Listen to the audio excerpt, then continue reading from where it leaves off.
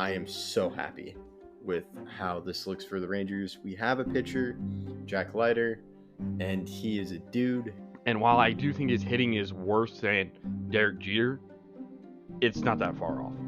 You're not mentioning 2006. You can mention the other people, not 2006. Oh, just because I bought the best soap doesn't mean your room's going to be clean. It just leaves it to where I don't believe that the Canadians had a shot.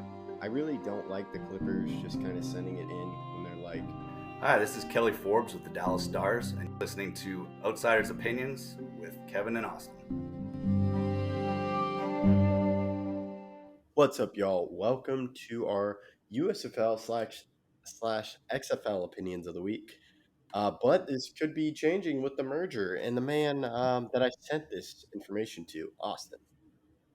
Yeah, I'm excited because I feel like if they could do a 16-team season and maybe have the two conferences be named XFL and USFL, and then create a overarching name for all of it, I do think that'd be very interesting.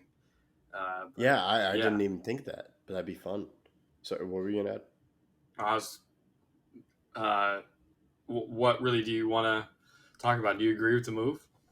Well, I understand it because we were talking about this. This is at the end, and I was like, "Wow, well, this answers our question." I think that was like a theme with the videos. How does the XFL compare to the USFL? Who will compete? Well, it seems like they listened to our videos and saw that there was a threat, or I don't want to say a threat, but there was competition, and this can be solved with a merger. What do you think? Yeah, they don't have to be competing assets. They can combine and become one glorified minor league to the NFL. And I do think that it would get more watch. I think more people would watch because there's more teams in more areas. I think they would try to keep the majority of the teams that they have. I think it'd be more beneficial if they just, like I said, kept all the teams and then created two conferences that were 8 teams wide. And maybe if you still want to only have it, I think is it 10 games in each? Maybe that sounds about right. I think how the NFL started at the very beginning of the NFL, when they just created the Super Bowl, all the AFC teams would play each other, all the NFC teams would play each other in the playoffs or whatever, and then the first time that the NFC and AFC would meet was in the championship, which I think that's how they could do this, to where they would obviously have the two divisions still, and you could basically have the playoffs on both sides, and then the championship is the first time they play against each other. I think that would be very interesting because then you could see how the different leagues compare and who has an advantage going forward.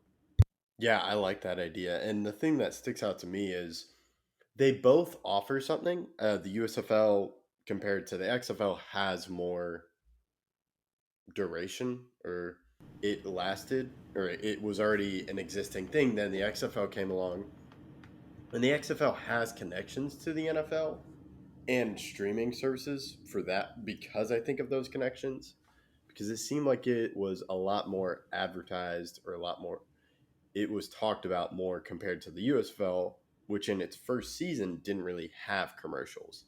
Second season, we started seeing those commercials. The XFL also has Dwayne "The Rock" Johnson, so that could be a media personality and someone to attract the league to. So, but I do love the idea with the playoffs, and I don't think this hurts the competition for players, or well, it does. There aren't 2 leagues, but this probably creates a better output because the XFL and USFL aren't competing for players. 100%.